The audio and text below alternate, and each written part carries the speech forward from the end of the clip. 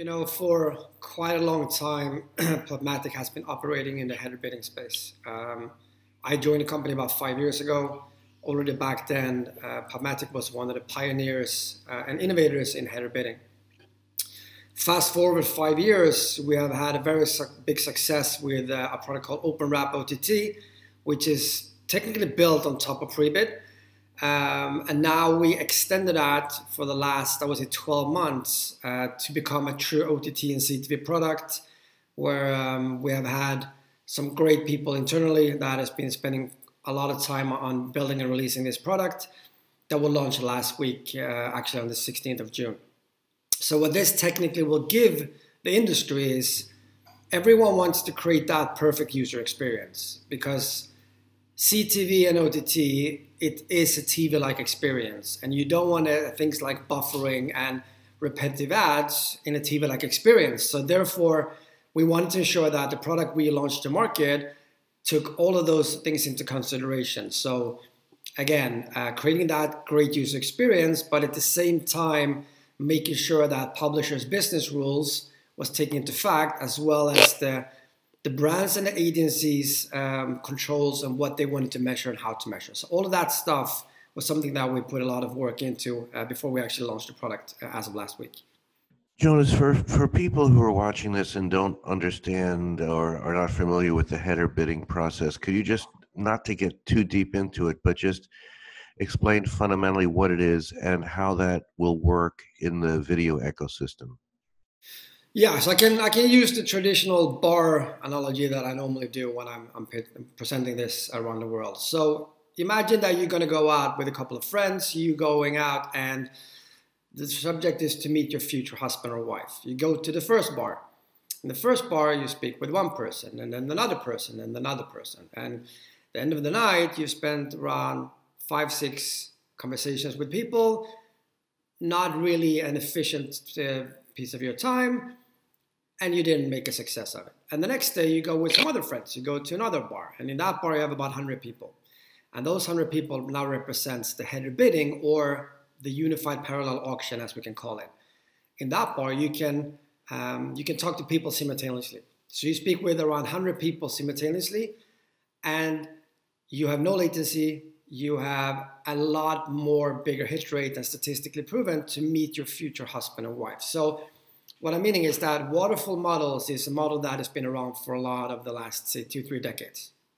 It's a model where a publisher would determine who will get the first look at their inventory by following a hierarchy. So the first company who's listed in that server will get the first look, and then the second one, and then the third one. So if the first one don't take that impression, the second or third can.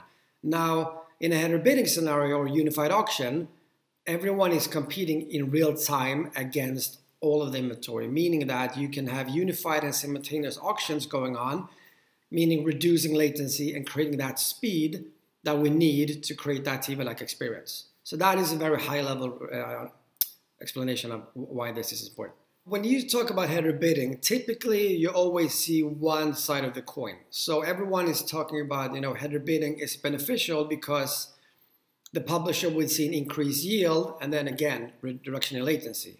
However, at the other side of the coin, you have the advertisers and the agencies and the brands, and those guys have a lot of data, and they know what audience they should reach to hit their ROI, calculate the attribution, and so forth. And everyone wants to hit that, the global frequency cap. That's kind of like the Holy Grail.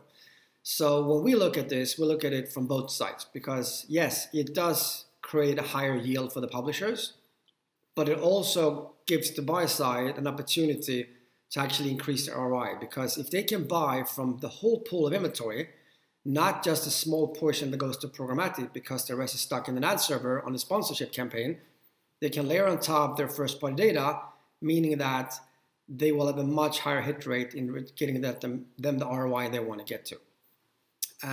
We have seen so far in the product with several publishers that all the way to 6, almost 7x increase in performance for publishers by adapting our technology.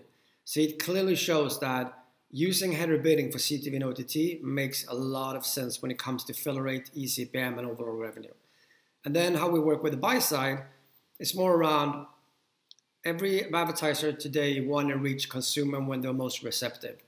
PubMatic is a true omni-channel platform, which means that the buyers see a value because they can buy and reach audiences across mobile, desktop, CTV, OTT, whatever you want, because we cover all of the aspects. And we have been in the industry for a long, long time. So that's kind of like how we operate and see ourselves towards the buy side.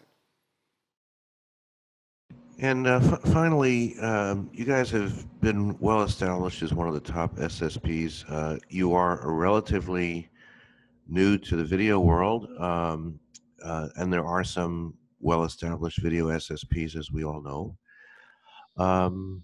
In terms of PubMatic,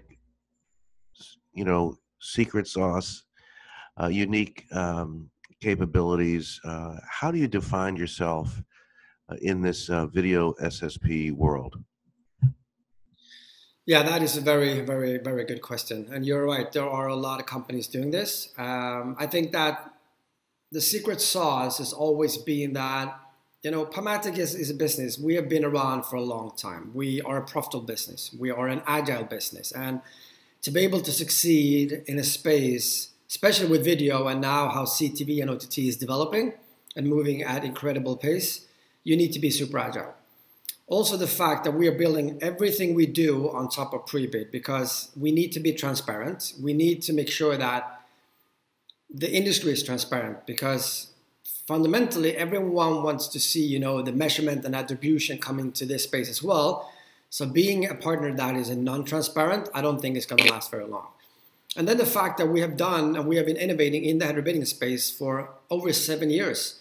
We know header bidding really well, both for mobile app, mobile web, as well as desktop and video. We have seen the tremendous success in this space. So by having done that already, the step to become a successful partner in CTV and OTT is not big for us. We have the team in place. We have a very good global footprint. And as I said, we're a profitable business that is very agile, so we can make the relevant investments at the same time as we can turn around and make changes very, very fast. I've been saying this in the industry for quite some time. I do believe strongly that the way that ad serving was fundamentally built a couple of decades ago was not to support what we're living on today. In the world we're living on today, where you have parallel auctions, header bidding, millions of QPS in real time, I don't see there being a need for ad serving in the new world of television, which is technically going to become advanced TV, OTT, and CTV, because the logic sits within the server-side ad insertion companies as well as the SSPs. So I strongly believe that traditional ad serving as we know it will kind of slowly fade away for the next 12 to 18 months. That's where I see it go.